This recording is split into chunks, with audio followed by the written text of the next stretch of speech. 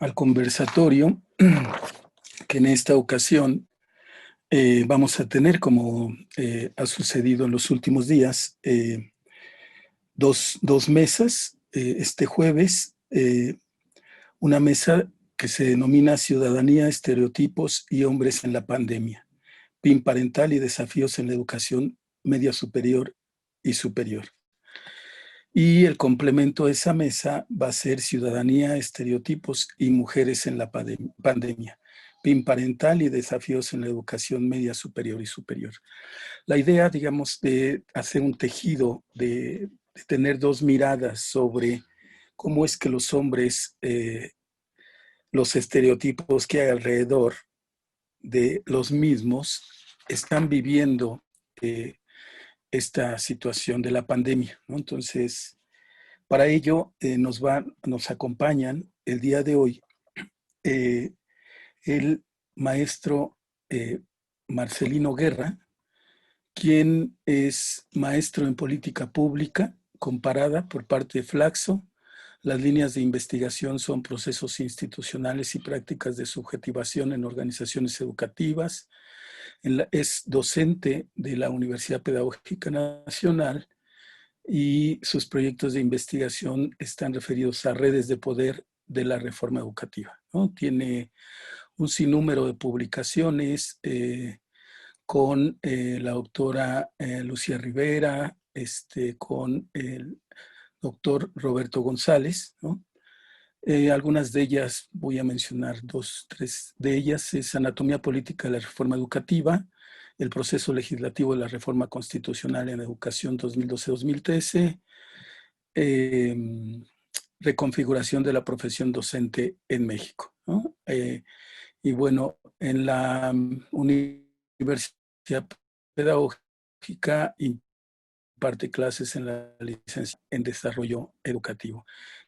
Es miembro del grupo de trabajo Reformas y Contrarreforma Educativa del Consejo Latinoamericano de Ciencias Sociales. Bienvenido, maestro Marcelino. También va a estar con nosotros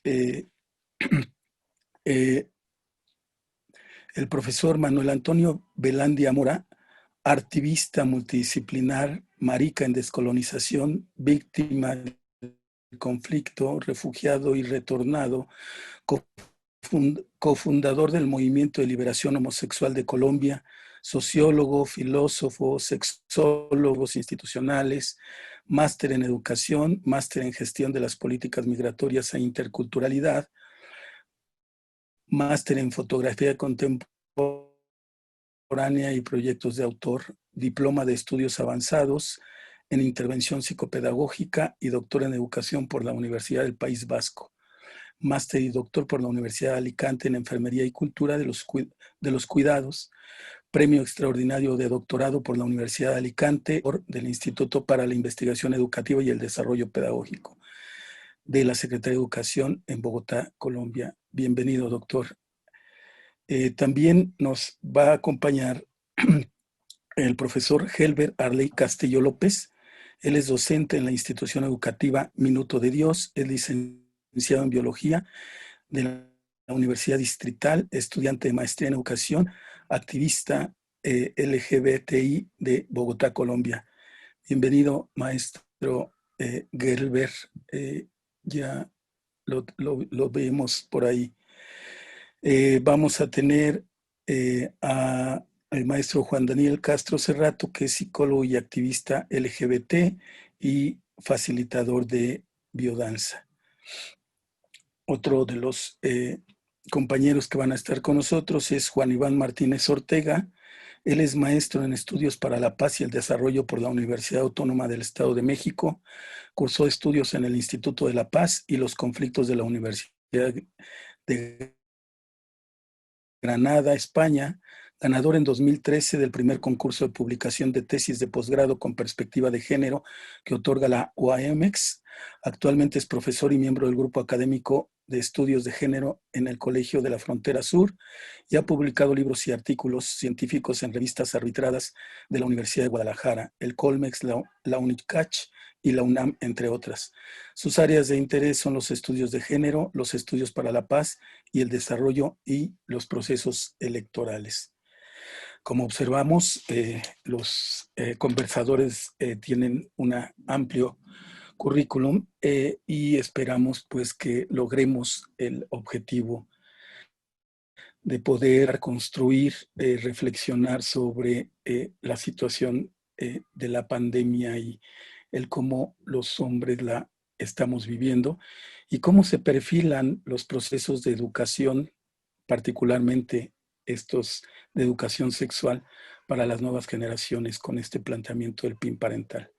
Quisiera, sin más preámbulo, quizá como que vayamos hablando, el procedimiento es en general, vamos a tener un promedio de 5 a 8 minutos de intervención cada uno de nosotros para poder ir acotando y que todos podamos generar un conversatorio y no se convierta en un soliloquio, ¿no? Yo les voy a avisar una vez que hayamos recorrido los 5 minutos y ya ustedes van calculando el tiempo restante, ¿no? Quisiera iniciar, ya tenemos allí al maestro Marcelino en pantalla, al menos yo lo tengo.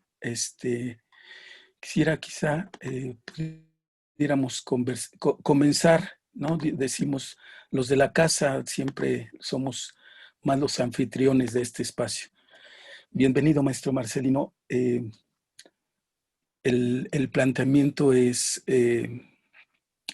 regularmente hemos estado hablando en muchos de los foros que ahora se inician, que se han dado en estos últimos tiempos, se ha hablado de la situación de la mujer y las dificultades que tiene ante todos los cambios, ante lo que significa la pandemia. Pero pareciera que ahora se va invisibilizando la mirada o la situación de los hombres, ¿no? Y la condición que tienen en este proceso en el cual nos hemos confinado, nos han confinado. ¿Qué podríamos plantear al respecto desde la mirada del maestro Marcelino? Buenas tardes a todos. Muchas gracias, Juan Manuel, por la presentación.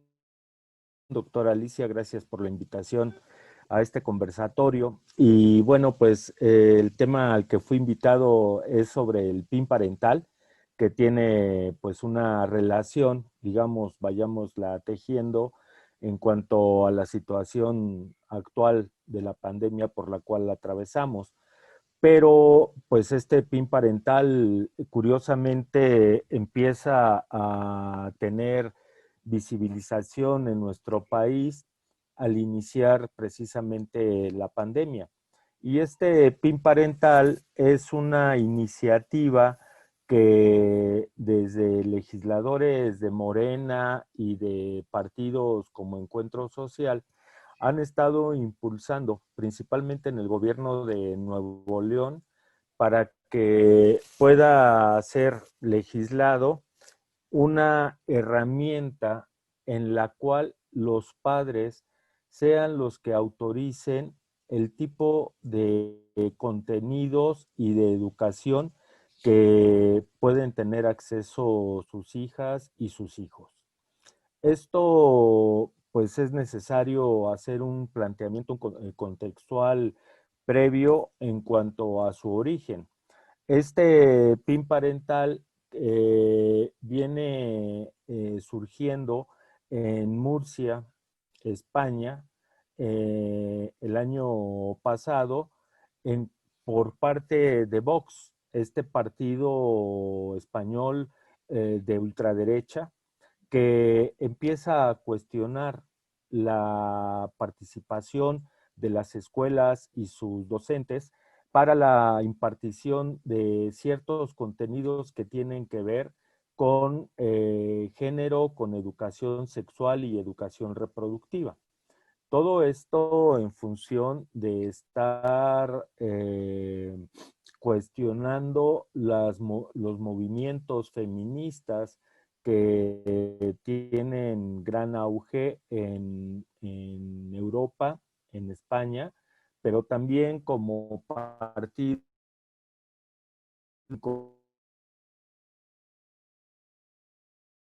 incorpora esta iniciativa, reemplazo de lo que ellos estaban pensando incorporar, que es la objeción de conciencia, para que los padres tuvieran el derecho pleno de decidir el tipo de educación que sus hijos e hijas iban a impartir, a recibir en las escuelas.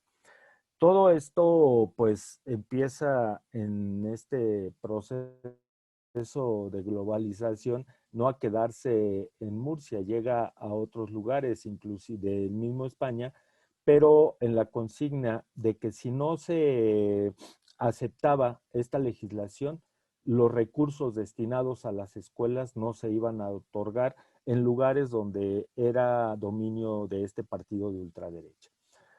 Se retoma por parte de legisladores de Morena, de Encuentro Social, en el Congreso de Nuevo León, y se empieza a hacer el planteamiento de esta legislación en nuestro país. Esta legislación que permitiría y daría derecho completo a los padres de familia por decidir el tipo de contenidos estuvieran expuestos sus hijos e hijas, pero con la salvedad que no nada más iba sobre los contenidos con perspectiva de género, de educación sexual o educación reproductiva, que es el origen de este PIN parental en España, sino que aquí en nuestro país se está planteando el hecho de que sea sobre cualquier tipo de contenido en donde los directores y maestros tengan que informar puntualmente a los padres de familia cuáles son estas estrategias, estas acciones educativas que llevará a cabo la escuela, y tendrán ellos que autorizar por escrito que sus hijos estén presentes en este tipo de educación. Se valen en mucho de la argumentación moralista en que la participación de los padres en educación tiene mucho sentido y tiene que ser rescatada.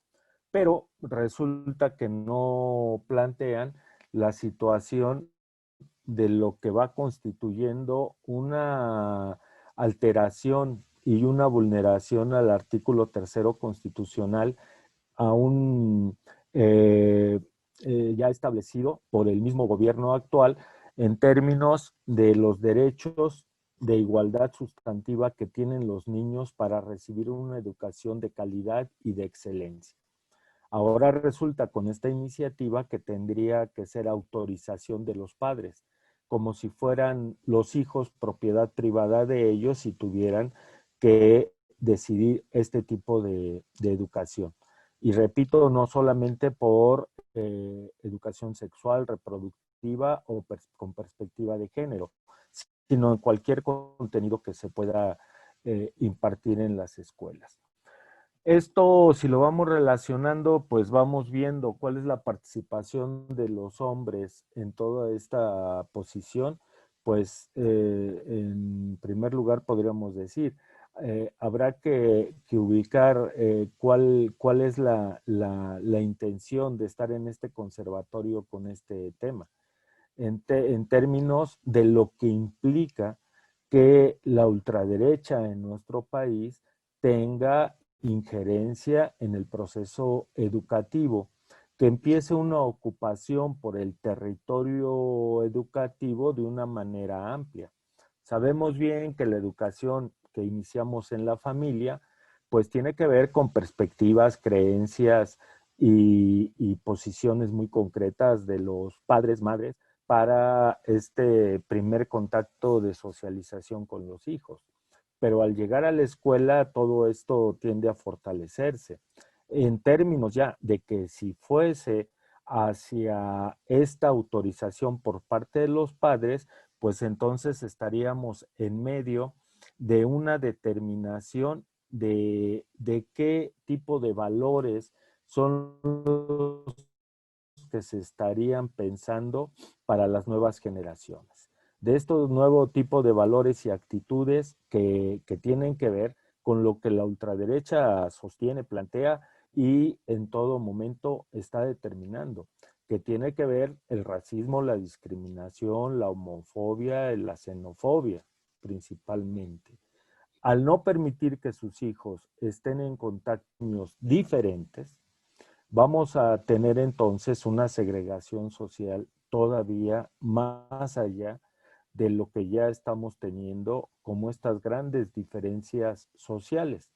Si esto lo vamos ligando con la pandemia, vamos encontrando una ocupación por el territorio educativo por parte de estos grupos que están enquistados en todos lados.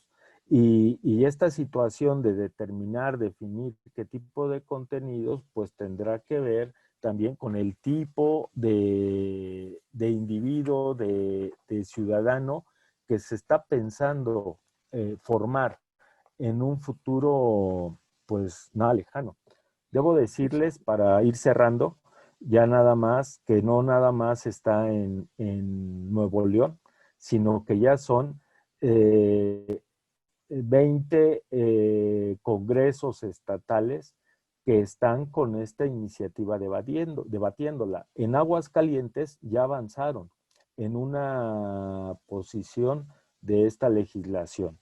Y la única, digámoslo, del gobierno federal que ha puesto un freno, por de algún modo decirlo, es la Secretaría de Gobernación, que la ha llamado una medida anticonstitucional que vulnera los derechos educativos de la niñez y la adolescencia y juventud de nuestro país.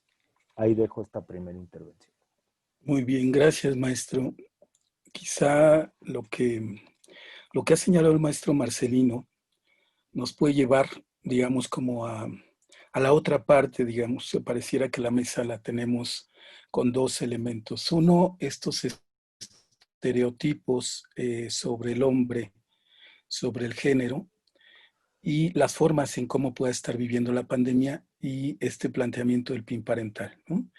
Que creo que al final de cuentas un eje nodal, un eje que une estos dos elementos, hace referencia a cuestionar o a discutir de primera instancia para este conversatorio lo que tiene que ver con los procesos de educación sobre la sexualidad, ¿no? Que ha ido construyendo precisamente o que ha ido generando esta problemática que vivimos los hombres, ¿no? Sobre los estereotipos y cómo tenemos que comportarnos y qué tenemos que hacer, cómo debemos de ser al respecto, ¿no? Creo que si vamos tejiendo en ese sentido, podríamos identificar lo alarmante, no porque no lo identifiquemos, ¿no? Sino lo que puede tener de fuerza este movimiento de derecha, ¿no? Con lo que dice el maestro, no solamente sobre contenidos de la sexualidad, sino sobre cualquier tipo de contenido. Le daría la palabra al maestro Gelber Castillo, quizá como tratando de poder continuar en esta reflexión que nos ha colocado ya, o que ya nos haya estado planteando esta mesa. Para Maestro todos, Gelber. un gusto estar acá. Bien. Espero que me estén escuchando. No sé. Sí, sí, sí, sí se escucha bien. Bueno, aquí comenzamos hablando de educación y es algo muy, muy importante. Generalmente nos ubicamos en los paradigmas de educación y definimos la cuestión de las necesidades de las personas, ¿no? En este caso, en ese sentido, hay una cuestión que me inquieta y es la forma en que de una u otra manera nos relacionamos con el mundo. Sí, porque al final de cuentas un paradigma es eso, es posiciones que nos van a dar una interrelación con el mundo, de cómo interpretamos el mundo. Y si vemos bien, desde la perspectiva de la educación, nosotros no estamos interpretando el mundo. Me voy a ubicar en, me voy a ubicar en la pandemia y me voy a ubicar en un ejercicio que hice. Este es un ejercicio que trabajo con mis estudiantes para validar la cuestión de los problemas que ven en un contexto. Pues bien, no sé si pueda en este momento mostrar mi pantalla. ¿Puedo compartir mi pantalla? ¿Sí? Sí, sí, Ok. sí. Entonces, más que pararme en el rol del hombre y de la mujer, me parece importante ubicarnos en el rol de los sentires de las personas. Entonces, en este instante, uno puede trabajar igualdad, equidad de género, sí. Digamos que buscando desarrollar algo que tenga que ver con los objetivos de desarrollo sostenible, sí. Este ejercicio lo hice con mis estudiantes esta mañana. En él les preguntaba cuál era el recorrido de emociones cuando sus papás salían al trabajo y ellos quedaban solos en la casa. ¿Qué obtuve? Obtuve un recorrido de emociones. Sí. Estudiantes de media y básica encuentran que llegan a sentir alegría, tranquilidad y felicidad, pero la mayoría llega a sentir preocupación, furia, tristeza, soledad, ansiedad, estrés, que el único sitio donde sienten estos espacios, bueno, digamos que el único sitio donde sienten esa sensación de tranquilidad, de alegría y de felicidad es en su casa.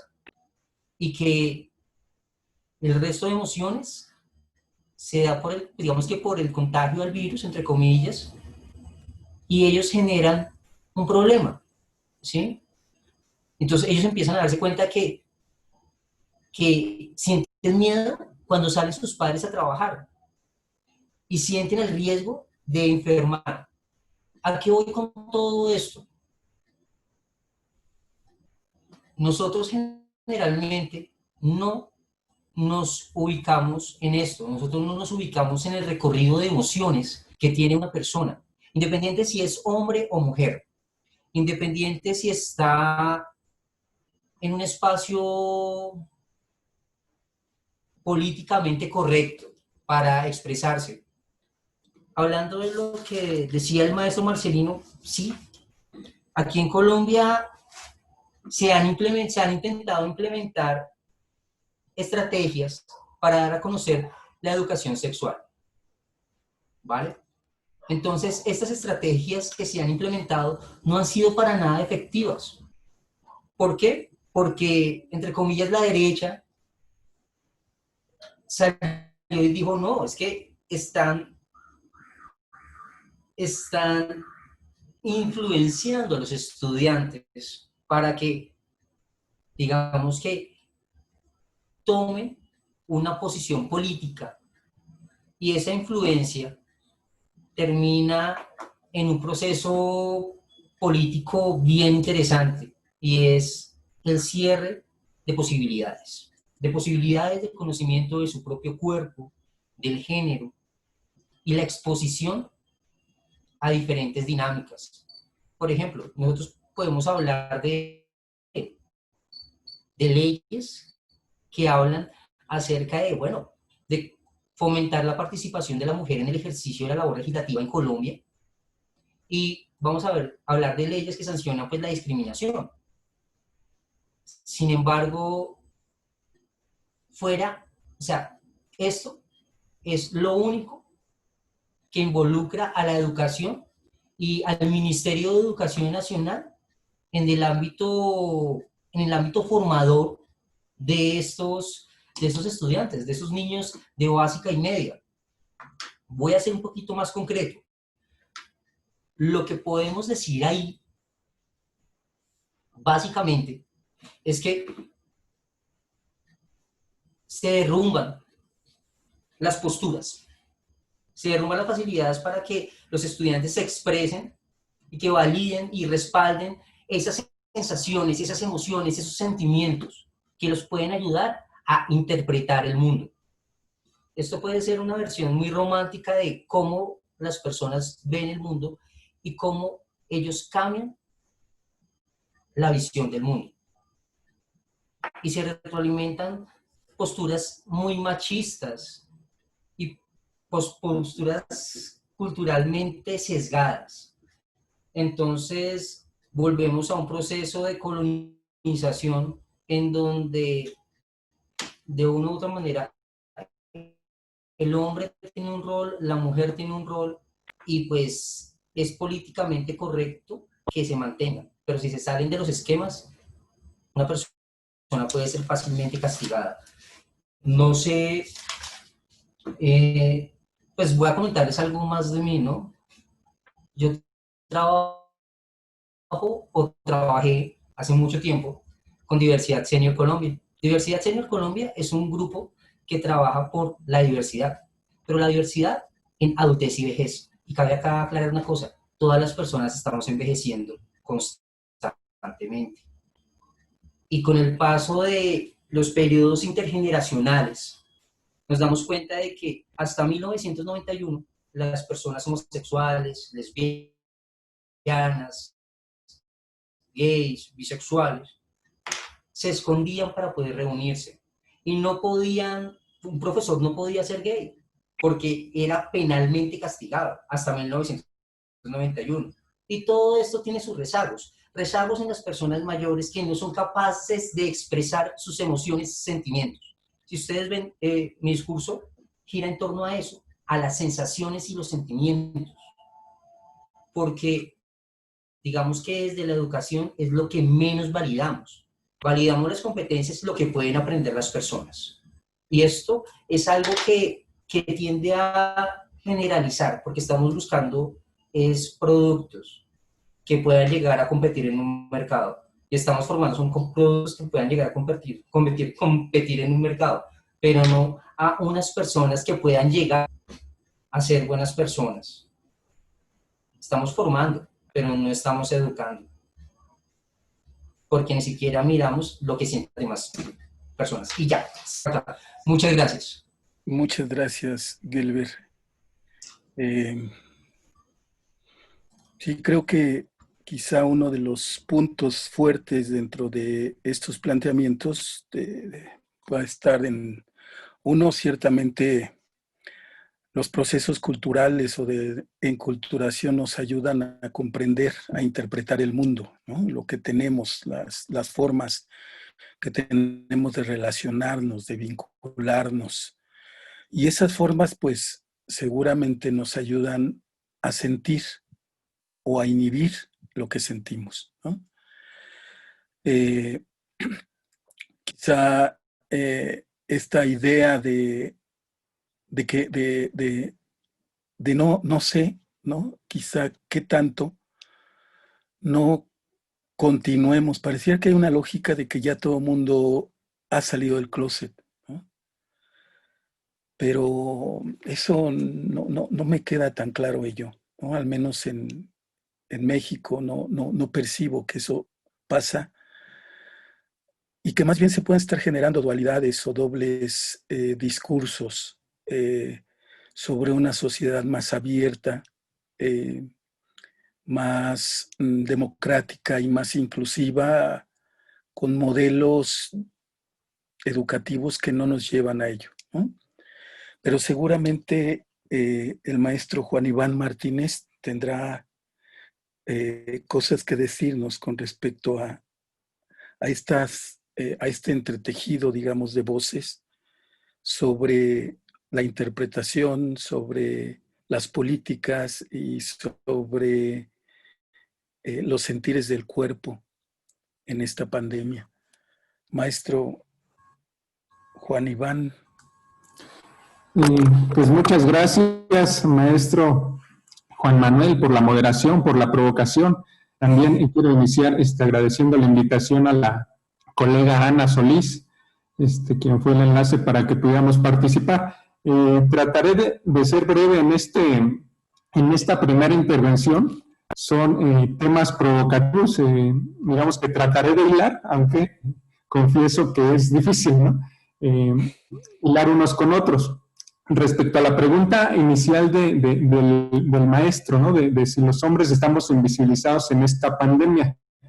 Yo optaría por otra posición distinta, justamente cuando estaba revisando, dije, voy a revisar algunos datos sobre cómo la pandemia ha afectado a los hombres en particular, y pues me metí a la página oficial del gobierno mexicano, en donde está, pues, digamos, monitoreando el comportamiento y las cifras de cómo se ha desarrollado esta pandemia, y en los datos que son más accesibles al público en general, seguramente tienen bases de datos muy sofisticadas, pero en las que están como disponibles para quienes no somos doctos en las estadísticas, pues me di cuenta que la única cifra que está segregada por sexo es la de los contagios, ¿no? Y ahí un primer momento, una primera cifra, o la única más bien, porque es la única que vi, que llamó mi atención, es que, digamos, los contagios se dan, si mal no recuerdo, a 47%, o son en un 47% mujeres y en un 53% hombres. Es lo único que me encontré segregado por sexo. Todo lo demás pareciera que están en un falso neutro, ¿no? Es decir, que pareciera que hay homogeneidad en todos los contagios respecto al perfil de las personas, perfil estadístico, pero un falso neutro más asemejado a lo masculino, ¿no? Es decir, se invisibilizan un montón de características concretas de los contagios, pero que está más vinculada a cómo, digamos, identificamos a lo masculino. Es decir, en todo caso, las cifras estarían invisibilizando más a las mujeres. Con esto no quiero decir y entrar en un falso debate o inerte debate en que sea como una olimpiada de ver quién es más pobrecito, o quién es más victimizado, o sobre quién recaen más opresiones, ¿no? Lo que quiero decir es que sí es bien importante tener cifras desagregadas por sexo, porque evidentemente, y ahí sí está documentado, y hay estudios que avalan eso, que las enfermedades crónicas y lo que digamos, autoridades de salud llaman como comorbilidades, y que, digamos, tienen implicaciones importantes en el desarrollo de este virus tan feo. Es decir, que si tenemos alguna enfermedad adicional, además del virus, estamos en mayor riesgo, pues también encontramos unos datos interesantes respecto a los hombres, ¿no? Es decir, ¿cuáles son los factores de riesgo, no? Pues el sedentarismo, el consumo de tabaco, el consumo de alcohol, la hipertensión, enfermedades coronarias, patologías respiratorias, todo esto que estoy mencionando, pues generalmente, o las estadísticas así nos los indican, afectan en mayor proporción a los hombres, ¿no? Porque, y ahí es donde lo voy a ligar a las masculinidades, porque efectivamente se nos ha construido de tal manera que tengamos un estilo de vida, pues muy, digamos, en ocasiones dañino para nuestros propios cuerpos, ¿no? Es decir, esta cuestión de la virilidad, de la masculinidad tradicional, arrojada, hace, o al menos así lo veía en mi familia, en mi entorno cercano, hace que difícilmente vayamos a una cita médica o a una consulta médica, y si no es porque de plano estamos ya en una condición muy complicada, es decir, no nos atendemos médicamente, y eso se lo atribuye a una cuestión de masculinidad tradicional. Y ahí voy a tratar de dar y eso nos hace, en este caso, pues más susceptibles al virus, ¿no? Porque estas comorbilidades, perdón si no lo pronuncio bien, pues hacen que, digamos, la resolución del virus en nuestros cuerpos, perdónenme todos los médicos si utilizo mal las palabras, pues que también haya más fallecimientos de hombres, ¿no? Justamente porque hay quienes tienen más o padecen más este tipo de enfermedades. Decía que le iba a ligar con las masculinidades justamente porque en las instituciones en las que más tiempo pasamos, o en las que mayormente nos desarrollamos, pues nos enseñan una forma particular de cómo demostrar nuestra masculinidad. Es decir, en la familia, en tanto en tanto que nací hombre, pues debía demostrarlo constantemente, ¿no? Y no solo en la familia, ¿no? Y los estudios clásicos de masculinidades nos dicen que conformamos nuestro ser hombre, nuestra masculinidad a partir de las negaciones, ¿no? Y no soy y no soy niña, y no soy bebé, y no soy homosexual, y no soy, y no soy, y no soy, y tal. Si a eso le sumamos que al menos en mi caso y en mi generación, pues la educación sexual, y ahí voy a dar el salto al PIN parental, que la educación sexual pues era deficiente, ¿no? Que difícilmente, o los maestros, en el caso que nos tocaba, pues sí nos hablaban con cierta tabú, con cierto, pues un sentido prohibitivo, ¿no? Con cierta culpabilidad hacia el ejercicio de la sexualidad, hacia el ejercicio, con información a veces poco clara, a veces muy errónea, y ahora imagínense en instituciones de otro tipo, ¿no? Llamemos religiosas o otro tipo, ¿no? Lo que quiero decir es que en los últimos años sí ha habido avances importantes, sobre todo en las reformas al artículo 3 constitucional, en el caso de México, como debe ser la educación que imparta el Estado, la educación pública.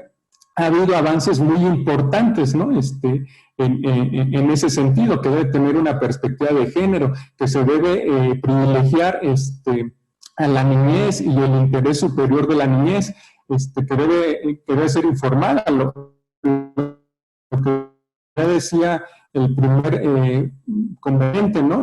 Pues que los padres, pues sí deben involucrarse, pero no son dueños de las vidas de la niñez, ¿no? De niños, niñas y adolescentes, sino en todo caso facilitadores para el pleno ejercicio de sus derechos. Y el estar bien informados, el tener una educación sexual de calidad, pero además basada en cuestiones científicas, y no en dogmas, y no en creencias, y no en cuestiones morales, pues es una importante que ahora nos quieren hacer retroceder, ¿no? A mí no me preocuparía mucho esta iniciativa del PIN parental, puede resultar debatible, porque me parece que estas fuerzas conservadoras de ultraderecha no tienen la fuerza suficiente para imponerse, ¿no? Sí les ha rendido frutos políticos porque se hizo popular su iniciativa antiderecho, se hizo popular y se está discutiendo en muchos lados, ¿no? Ya en algunos, nos decía el maestro Marcelino, en algunos estados ya se presentó como iniciativa. En el caso de Aguascalientes me parece que sí se los chamaquearon, dirían los clásicos, ¿no? Pero entiendo que ya hay una cuestión de, no voy a saber el término jurídico, pero de demanda de inconstitucionalidad, ¿no? Es decir, estoy seguro que en Aguascalientes la van a tirar, aunque entiendo que ya forma parte de su ley de educación. Yo digo que sí, que esta iniciativa del PIN parental tuvo beneficios políticos para quienes la propusieron, pero también se vinieron otro tipo de fuerzas un poco más progresistas, diría yo, contra ellas, y finalmente la van a echar para atrás, no la van a dejar pasar, y yo estaría tranquilo en ese sentido. Pero la ventaja para nosotros, para muchos sectores, es que permitió debatir al respecto y posicionar el tipo de educación que queremos en este país, ¿no? Particularmente, sé que hay invitados, invitadas de otras latitudes, perdón por centrarme en México, pero es el caso que conozco un poquito más porque aquí estoy, ¿no? Perdón si me alargué un poco, pero ahí está mi primera intervención. Muchas gracias. Muchas gracias, Juan. Creo que quizá a lo mejor el planteamiento que se hace, este último planteamiento que hace Juan, es la pandemia, a la situación en la que nos hemos visto forzados, confinados, y con todas las consecuencias que ello ha tenido, nos ha llevado a reflexionar, nos ha llevado a discutir cosas que teníamos rezagadas, ¿no? Un elemento fuerte de discusión es que los educadores no podemos regresar a las aulas de la misma forma en que salimos, ¿no? Tenemos que transformar, tenemos que aprovechar y discutir otras cosas.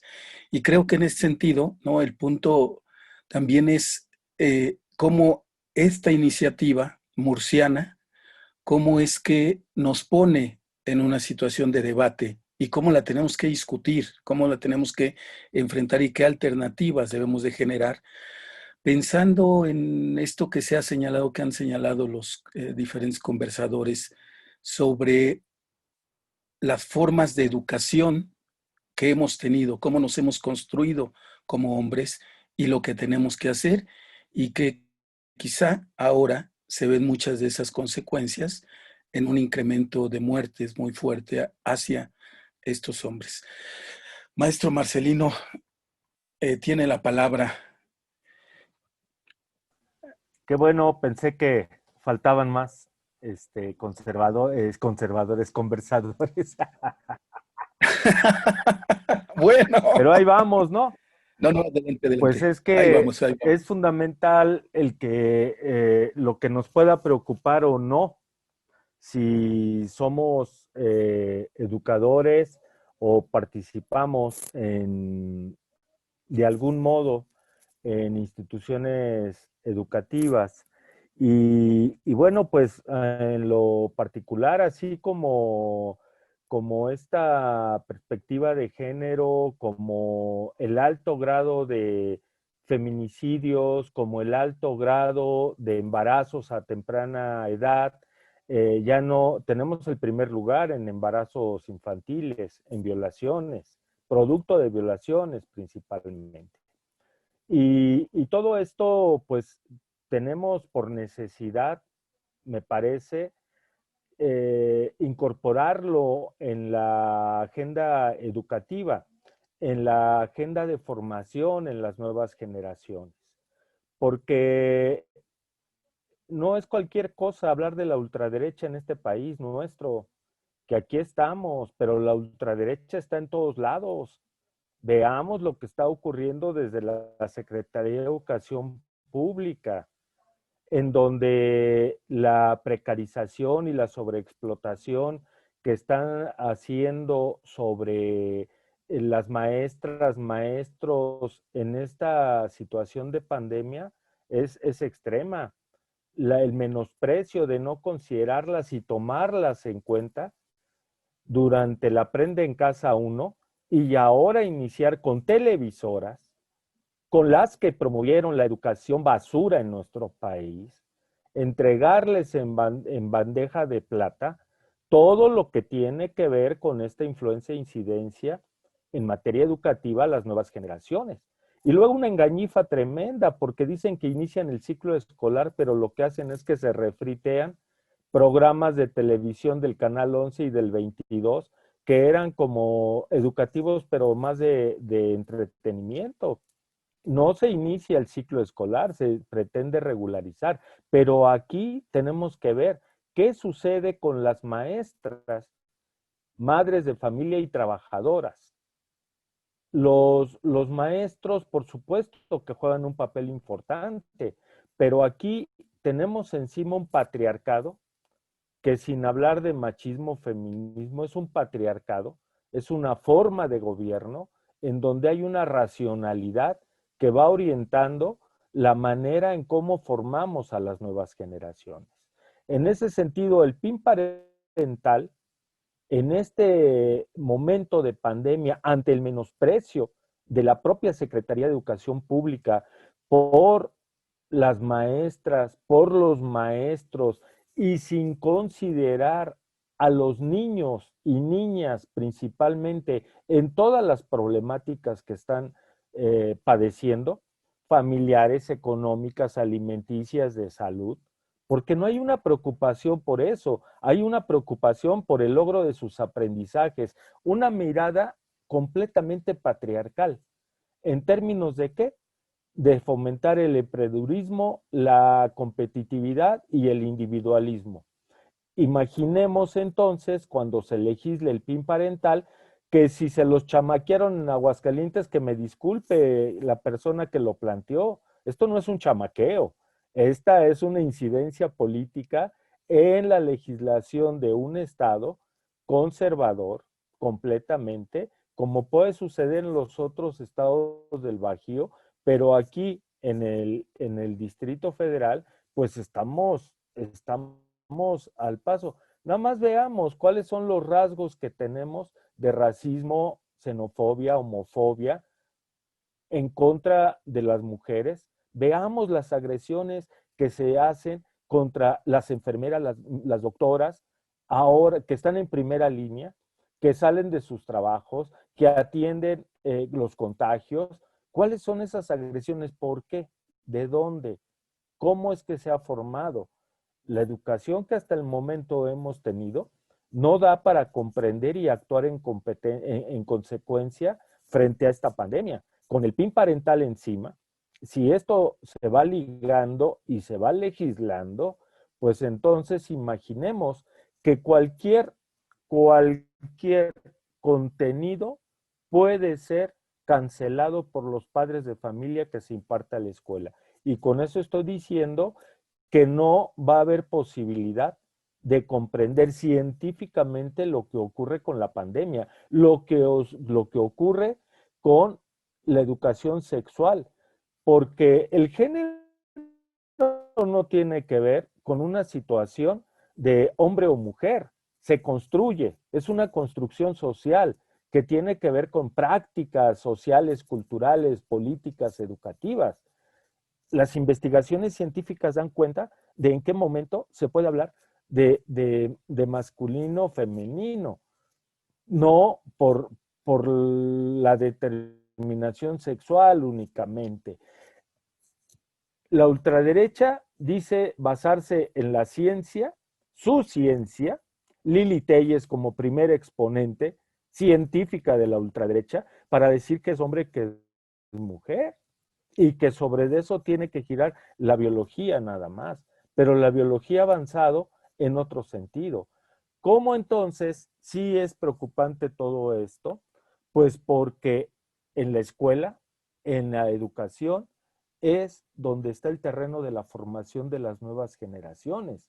Y si esto, por las creencias, por las perspectivas de los padres de familia, son los que van a orientar la formación, pues ya tenemos bastante en las familias que está sucediendo con esto. Hasta el que utiliza las estampitas del Sagrado Corazón de Jesús para protegerse de la pandemia y del contagio del virus. Si eso es lo que va a dictar la educación en nuestro país, pues imagínense con el PIN parental ahí encima, ¿a dónde vamos a llegar? Gracias, maestro. Pues creo que estamos reconstruyendo nuestra mesa, ¿no? De tal suerte que identifiquemos las problemáticas que tenemos al frente. Yo lo que decía era, y que quizá pueda ser motivo de reflexión en pueda tratar de que podamos tener una ronda más de los dos compañeros y una posibilidad más si nos acotamos un poquito al tiempo, pero pensar entonces qué discusión generamos y qué cosas proponemos dentro de los espacios educativos, ¿no? Que nos ayuden a regresar a las aulas de manera diferente, ¿no? En una educación mucho más integral, en una lógica de pensar en las emociones, en las percepciones, en los valores que vamos a ir construyendo hacia las nuevas generaciones. Maestro Gelber, ¿podríamos ampliar este elemento dice ya el maestro, ya hasta la camiseta se quitó del calor que hace allá en La Colombia? verdad, sí, es que Adelante, es, adelante. ahorita me está pasando. Bueno, en una primera instancia, y a lo que yo voy con todo esto, digamos que hablando de lo que mencionaba el maestro Marcelino, en Colombia se han vivido muchas brechas, se han generado esas brechas, y es el gobierno el que ha dicho, no, paramos acá y nos seguimos. Y le ha quitado, entre comillas, la potestad, y va a sonar fuerte, pero le ha quitado la potestad al educador de generar ciertas prácticas con sus estudiantes, aunque es el estudiante, al final de cuentas, el que asume su aprendizaje, y nosotros somos los que generamos las dinámicas para que ellos los trabajen, bien sea aquí en México, bien sea en Brasil, que es donde yo he visto que existen estudios mucho más avanzados en educación que hablan de diversidad. La cuestión acá es que si nosotros vemos ahorita el periodo de contingencia y los gobiernos que hemos tenido durante los últimos 20 años, podemos visibilizar que lo que existe se disfraza para conveniencia de ciertas posturas políticas. Y estoy hablando de la ultraderecha como tal. Ustedes saben la coyuntura que se ha generado a nivel internacional, el hecho de que uno de los expresidentes, ahora ex senador, que tuvo tanta influencia política, se niegue a trabajar, o que, digamos que se limite a trabajar, se victimice y adicional genere otras dinámicas. Muchas personas empiezan a polarizarse, ¿sí? Y digamos que cuando se generan estas polarizaciones, no se llega a ningún acuerdo. Y eso es evidente. ¿En dónde? En el modelo educativo que tenemos, donde los niños restringen posibilidades, donde los niños no son capaces de expresarse. Si hay una brecha intergeneracional, como mencionaba su merced. Cuando yo digo una brecha intergeneracional, hablo de las personas que no han salido del closet simplemente porque no se sienten cómodas y tienen la libertad de quedarse en el closet porque es su autonomía, pero las nuevas generaciones sí sienten esa libertad y esto a el boom de las redes sociales genera una posibilidad inmensa de expresarse y de expresar quién se es. Ahora, si vemos también el índice de personas o de jóvenes o de niños que se suicidan en Colombia por violencia, pero no esta violencia física, sino esa violencia psicológica que se genera y se enfoca hacia ellos, pues al final de cuentas vamos a observar que no se está generando un buen trabajo, que estamos retroalimentando estas dinámicas heteronormativas, superpatriarcales, en donde el hombre era el que no podía expresar sus sentimientos. El hombre es el que se tiene que ser fuerte. El hombre es el que juega con carritos y la mujer no. La mujer está dedicada a su casa, a su hogar, y aunque han cambiado los roles a lo largo de los años, se sigue visibilizando que la mujer es la que gana menos. Y no solamente aquí en Colombia, yo puedo asegurar que en muchas partes del mundo, sino es en todo el mundo. La mujer es la que puede quedar embarazada y a la que menos sector, bueno, menos o más derechos se les vulneran por el solo hecho de ser mujeres, por el solo hecho de pedir una incapacidad, de tener una licencia de maternidad.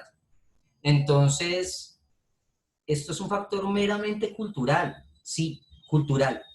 Y en Colombia, eso se evidencia de múltiples formas. En Colombia hay un movimiento machista, ¿sí? Yo no lo podía creer, lo visibilicé hasta hace muy poco, en donde en una región como son las de Colombia, las personas que pueden pertenecer son las personas que tienen múltiples demandas por hijos, demandas por maltrato a la mujer, y se validan de una u otra manera, pues digamos que estas prácticas. Entonces, no es algo que sea rechazado, incluso es algo que tiene muchos adeptos. Entonces, vamos a ver que todo esto hace que la educación de una u otra manera sea marginada. Y por ejemplo, por eso es que yo siempre hago esos ejercicios. Yo conozco muchos maestros que desde la escuela son invisibilizados. ¿Invisibilizados por qué? Porque hablan de las toallas femeninas, porque hablan de la homosexualidad abiertamente, son tildados y rechazados. Y no es una cuestión generacional, es una cuestión del contexto que afecta a los maestros. Entonces, desde esta perspectiva, podemos decir que no hemos avanzado en Colombia y que vamos hacia atrás cuando, pues de una u otra manera, politizamos nuestras prácticas y cuando los docentes nos limitamos en ellas. Muchas gracias. Finalizo ahí. Muchas gracias, Gerber. Pues ahí está puesto el dedo, dicen, en la llaga, quizás sobre pensar a veces creo que a veces tenemos una mirada, sobre todo la gente que está en las universidades, de que hay muchos cambios y muchas transformaciones, ¿no? Es como un fenómeno uno ve a los chicos y a las chicas besarse, ser pareja, en las universidades, dentro de la institución universitaria. Y conforme se va alejando esta pareja de chicos o de chicas de la universidad, se van alejando también, van separándose, vuelven a ocultar sus preferencias, ¿no? ¿Por qué? Porque quizá el cobijo que tiene la universidad, la forma de pensar de la universidad, en algunos casos, no en todos, no es la forma de pensar de la sociedad, ¿no? Ahí tenemos muchos dilemas aún. Maestro Juan Iván, ¿qué nos diría al respecto? Por favor. Sí, gracias. Pues qué interesantes participaciones, digamos, qué gusto escucharlos. Sabía que iba a ser un poco polémico esta cuestión de decir que no representaba un riesgo, como lo comentó el maestro Marcelino, y también acá una de las participaciones en el chat. Yo coincido en que toda esta caracterización que hacen del PIN parental, pues es nefasta, ¿no? Es de la Edad Media, representaría un retroceso. Pero ¿por qué digo que no va a materializar? En el caso de Aguascalientes, simple y sencillamente porque es inconstitucional. Y en el momento en que se hagan las demandas respectivas, que creo que ya se iniciaron, pues la van a echar para abajo. Ahora la conformación de la Suprema Corte del Poder Judicial, entiendo que pues es distinta a las que teníamos algunos años antes, ¿no? Lo voy a decir en sus términos, la siento más progresista, ¿no? Entonces estoy seguro que en Aguascalientes se va a venir para abajo y que en los demás estados no va a pasar. Aquí en Chiapas, que es donde estoy ubicado, concretamente en San Cristóbal de las Casas, también ya se presentó esta iniciativa por parte del PES, Partido Encuentro Social, y es en los mismos términos que en Nuevo León, que Querétaro, que en Veracruz y demás. Es decir, sí hay toda una, digamos, estrategia nacional para echar a andar este discurso. Pero, pues, el PES, ¿no? Creo que está a punto de perder el registro. Ya no sé qué pasó en aquellas elecciones, ¿no? Sí representa, creo yo, lo peor, lo más, digamos, ortodoxo de la derecha, y estoy de acuerdo con la caracterización que hacen, pero yo quiero ser optimista en decir que son más, no solo más fuertes, sino en número también más las fuerzas progresistas que las de derecha, ¿no? Y que no van a dejar pasar. Esto lo quiero vincular también con el otro tema que nos convocaba de la ciudadanía, porque por un lado, estas fuerzas de derechas posicionaron el tema que les importaba para sacar dividendos políticos, ¿no? Pero por la otra, que también me da gusto, pues reaccionó todo un sector de profesores, de ciudadanos de a pie, de padres de familia, pues que no están de acuerdo con esta iniciativa, ¿no? Entonces, en perspectiva o uno de los escenarios deseables, pues es que ya que se le entró al debate, pues ahora, digamos, vayamos un pie o dos pies o más allá, justamente para empezar a discutir la calidad de la educación en México, ¿no? La forma en que se dan temas de sexualidad en las escuelas, ¿no? Que insisto, yo como lo veo en la Constitución está muy bonito. Ahora falta que así se materialice, ¿no? Que los padres de familia que no pertenecen a esta asociación de derecha, ¿no? Que también se involucren y que, digamos, en un ejercicio ciudadano, pues también vean las bondades de tener y de los niños, los adolescentes ejerzan este derecho a estar bien informados, a sentirse dueños de sus cuerpos y todo lo que involucra una ciudadanía activa, ¿no? Es decir, esa sería como una cuestión de las ventajas de haber, digamos, entrado a este debate. Por el otro lado, coincido también en que se deben ser aún más enfático en los efectos diferenciados del COVID, por lo que decíamos al inicio, ¿no? Y por lo que los demás conversadores han comentado, pues efectivamente aún tenemos incorporados los mandatos de género. La división sexual del trabajo todavía está muy firme y las actividades o las responsabilidades o los mandatos que recaen sobre el hombre tradicionalmente proveedor, pues hacen que tengan una exposición distinta a las de las mujeres tradicionalmente encargadas de digamos, el ámbito privado, la cuestión doméstica y demás, ¿no? Es decir, estamos expuestos de manera distinta al COVID. Hay efectos diferenciados también en el COVID, entonces la política pública me parece que debería atender este tipo de diferenciación y formular cursos de acción que vayan orientados, digamos, a diferentes sectores de la población y en este sentido a hombres y mujeres, digamos, en sus diversidades, ¿no? Porque también es cierto que ni todas las mujeres son homogéneas, ¿no? O monolíticas, ni todos los hombres estamos en las mismas circunstancias, ¿no? La situación o la condición en la que estamos, pues quienes nos dedicamos a la academia, pues varía mucho de los hombres que trabajan en las fábricas, ¿no? O que se dedican al comercio, o que están en las combis manejando.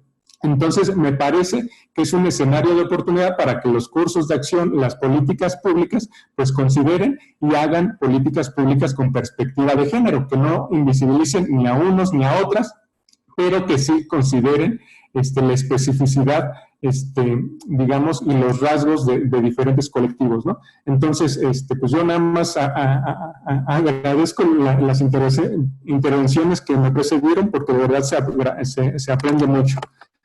Hasta ahí. Gracias, maestro Juan Iván. Creo que, como decía hace unos momentos usted mismo, esta parte de la provocación puede ser importante. Quizá hay diferentes rutas de discusión, ¿no? Una tiene que ver con, y de avance también en la transformación de la ciudadanía. Y una está referida al aspecto de las leyes, ¿no? Pero quizás los que nos dedicamos a la educación, si bien identificamos un avance importante con respecto a las leyes, el problema central está quizá en lo que decía el maestro Gelber, ¿no? De repente comprender que hay un grupo de hombres, ¿no? Que reivindican el machismo y que se organizan, ¿no?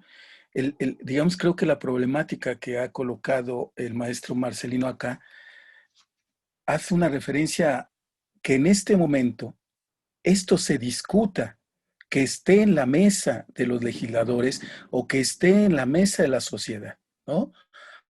Algo que tendríamos que haber rebasado. Es quizá creo que una problemática más simbólica que, eh, que es ahí para mí donde se encuentra la dificultad o alarmante. Pero decíamos, seguramente esta será la última ronda en la que participen y me gustaría que pudieran plantear el siempre permanente propuesta leninista, ¿qué hacer al respecto? Maestro Marcelino, por favor. Pues sin necesidad de dar una receta de cocina, porque es muy complicado y necesita estar en un debate permanente, pues lo que hemos estado trabajando la doctora Lucía Rivera Ferreiro, el doctor Roberto González Villarreal y un servidor en cuanto a la política educativa, y en este momento de la pandemia y el PIN parental, pues hemos rastreado, investigado cómo, por ejemplo, en Aguascalientes, no es el Congreso nada más para dar datos, porque se necesitan evidencias. Obligaron los grupos de ultraderecha a la Comisión de Derechos Humanos a echar atrás lo que se estaba declarando como inconstitucionalidad, esta legislación. Entonces, la Comisión de Derechos Humanos pues actúa de ese Estado en ese sentido también. Lo señalo nada más para tener cuidado en las generalizaciones que se puedan hacer y ubicar la singularidad, pero también la forma en cómo las distintas instituciones educativas, por ejemplo, no hay diferencia en educación superior en cuanto al acoso sexual que se ejerce contra las estudiantes y los estudiantes, como en otros niveles educativos. Y esto tiene que ver con muchas características. Entonces, una de ellas es este patriarcado que tenemos encima hombres y mujeres. Y eso es una cuestión que es necesario estarlo debatiendo y estarlo considerando. Y para ello nosotros planteamos el hecho de avanzar en una pedagogía del acontecimiento. Esta pedagogía del acontecimiento tiene que ver con la comprensión de la realidad para actuar en consecuencia. No podemos actuar si no comprendemos la realidad en la que estamos atravesando durante esta pandemia. Es fundamental que se convierta en un tema educativo, en un eje de formación, pero así como la pandemia, el PIN parental y las distintas problemáticas que suceden en la sociedad. Parece que es ajeno a la escuela estos temas sociales, culturales, políticos y económicos por los que atravesamos. En lugar de haber iniciado el ciclo escolar a través de las televisoras, ¿por qué no se recuperó la experiencia de las maestras? Y aquí hay que tener también mucho cuidado, porque las maestras, madres de familia y trabajadoras, están soportando por mucho la economía de este país. El cuidado que ellas ejercen es fundamental para lo que la sociedad pueda seguir haciendo, así como las doctoras y las enfermeras. Entonces no podemos manejar un doble discurso, tenemos que entrar a un debate, formativo en las escuelas, en las instituciones de cualquier nivel educativo sobre estas problemáticas. ¿Por qué se agrede al personal de salud? Porque no se comprende. ¿Por qué los contagios siguen creciendo? Porque no se identifica que el medio de intervención, que es la circulación, no le hacemos caso. No podemos discernir entre una información científica que dan a las 7 de la noche, López-Gatell, y lo que el Ejecutivo Federal muestra en cada conferencia mañanera al no cubrirse con su tapabocas.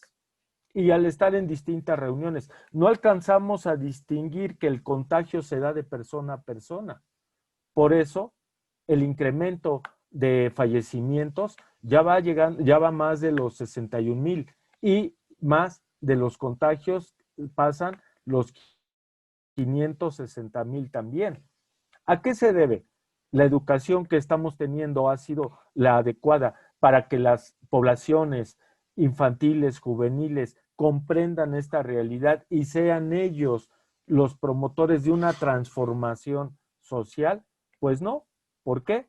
Porque se está dedicando a los contenidos de planes y programas arcaicos en un currículum base nacional, atender homogéneamente a la población, dejando de fuera situaciones, perspectivas de género, de educación sexual, de educación reproductiva, que implican muchas problemáticas, feminicidio, violaciones, que deberían ser temas educativos para ser comprendidos en toda su magnitud y actuar en consecuencia. Si esto no lo tomamos en consideración y lo seguimos dejando pasar de lado y nos dedicamos a lo que está en el tercero constitucional, pues nada más miren ustedes que en el tercero constitucional no se quitó el concepto de calidad y de excelencia, lo que la reforma peñanietista impulsó en gran avance. Y ahora lo que se dice es que los programas de televisión tienen validez oficial porque van a ser evaluados los aprendizajes de los alumnos en cada situación que determine el secretario de Educación Pública. ¿Todo eso a qué nos lleva? A la incomprensión completa de la pandemia, y aquí como hombres, como mujeres, como todos los que componemos esta sociedad, pues debemos de tomar el debate en serio y debemos de contar con evidencias reales, concretas, para poder actuar en consecuencia, trazando no políticas públicas, porque no han resuelto en lo absoluto. Las políticas de salud no están atendiendo la magnitud de la pandemia, pero es necesario actuar de otra manera. ¿Cómo? Pues poniendo en la agenda educativa de la formación temas problemáticas que estamos padeciendo completamente en la actualidad. Muchas gracias. Gracias, maestro Marcelino. Pues ahí hay una, a lo mejor como el maestro dice, no es una receta, por supuesto, creo que así se comprende, pero hay un planteamiento que seguramente tendremos que comprender, ahondar sobre lo que ellos llaman la pedagogía del acontecimiento, ¿no?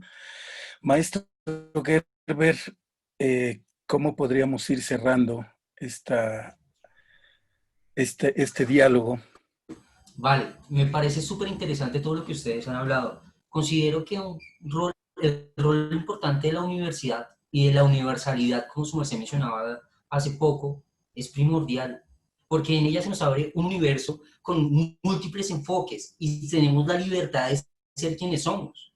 Sin embargo, cuando salimos de la universidad nos abrimos a una sociedad que nos encierra nuevamente. Ahora, si no se maneja, digamos que esta pedagogía que menciona el profesor Marcelino o el maestro Marcelino, pues de una u otra manera no vamos a poder avanzar socialmente en Latinoamérica.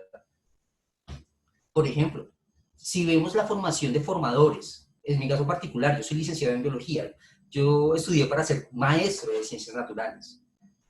Vemos que en el papel nos ubican para formar personas, sí, pero en ese formar personas se omite la necesidad de acercarse a los contextos y también del ser, de acercarse al ser. Nos enfocamos en el saber, ¿sí? Y en el saber hacer. Eso es lo que nos hablan las competencias siempre, pero de una u otra manera no nos funciona. Entonces sería revisar cómo se maneja la cuestión de la educación en las universidades y la educación en los colegios. ¿Por qué se rompen esos esquemas?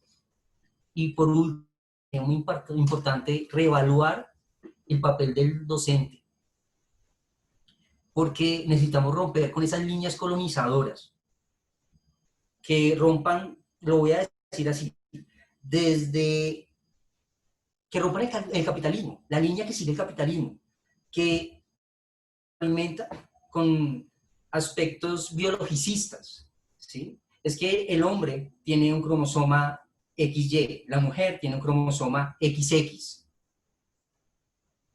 Y esto justifica maltratos de género, porque en esto, o bueno, Colombia se sitúa en esto para reforzar procesos políticos, en donde el hombre que tiene comportamientos femeninos es pormenorizado. Y ahí, vividamente, estamos hablando de violencia de género, porque no se reconoce socialmente el rol y el papel de la mujer, ¿no? Lo que estamos haciendo ahí es ubicarnos en un espacio donde la mujer es quien cocina, quien trabaja, pero trabaja en la casa y está pendiente de los niños. Y esto es meramente cultural. Todo esto influye en los procesos sociales que, de una u otra manera, a futuro van a afectar a nuestros adolescentes. En mi caso particular, yo soy profe básica y media, pues yo veo eso, yo veo que los estudiantes se limitan a hacer por solamente lo que genera o la presión que genera el contexto. Entonces, me parece muy importante lo que ustedes han hablado y he aprendido mucho el día de hoy. Muchas gracias.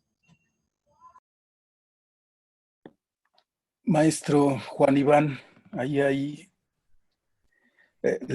voy directo a darle la palabra para que podamos aprovechar el tiempo. Digamos que pensemos en 4 minutos.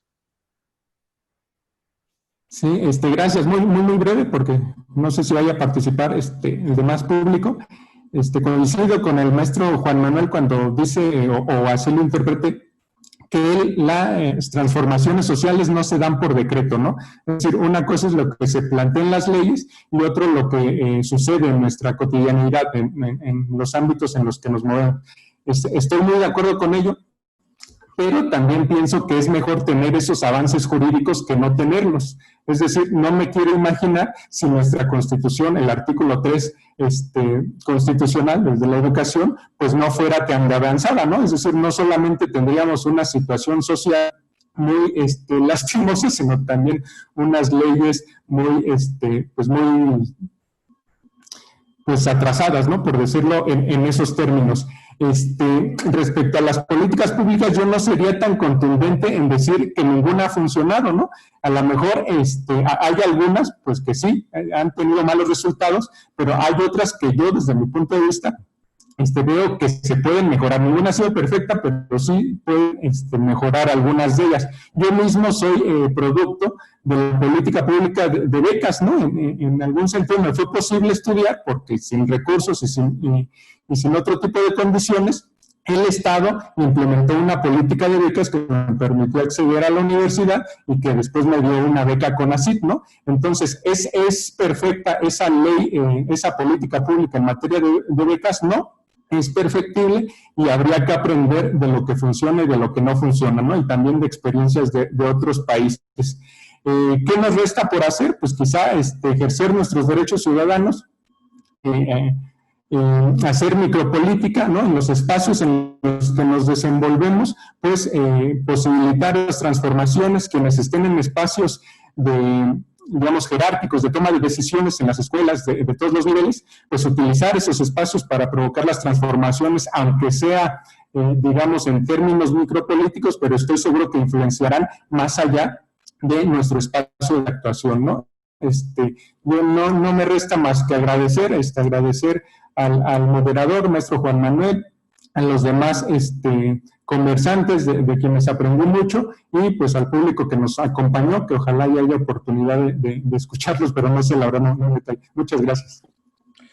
Muchas gracias, maestro Juan Iván. Pues creo que más bien recordar, yo creo que ya hemos avanzado, sobre todo, digamos, con la participación de las mujeres, ¿no? Nuevamente han puesto en el centro muchas de estas discusiones y nos han permitido también reflexionar como hombres. Recordemos todavía que antes, en medio de la situación de la pandemia, muchas facultades, por ejemplo, escuelas de la Universidad Nacional, estaban cerradas, ¿no? Exigiendo que ahí se incluyeran contenidos en las materias, en las licenciaturas referidas al género, ¿no? Que se modificaran y se comenzara a pensar en que la educación no solamente tiene que ver ciertamente con aspectos de contenidos conceptuales, ¿no? Sino el ir más allá de esta perspectiva, ¿no? Quizá tener que comprender, diría el maestro Marcelino, los discursos improvisados, creo, ¿no? De nuestro secretario de Educación, ¿no? A veces parecieran más caprichosos y más, siempre más pegados a la lógica ideológica de las televisoras, ¿no? A lo mejor es como recordar de dónde viene, ¿no? Y las funciones específicas que ha cubierto. Quiero agradecer a los participantes en la mesa. Regularmente lo que hacemos acá es recuperar las preguntas que se van haciendo en el chat, de tal suerte que nos permita contestarlas. Ahora no ha habido preguntas, más bien algunos de ustedes mismos hicieron ahí algunas otras participaciones.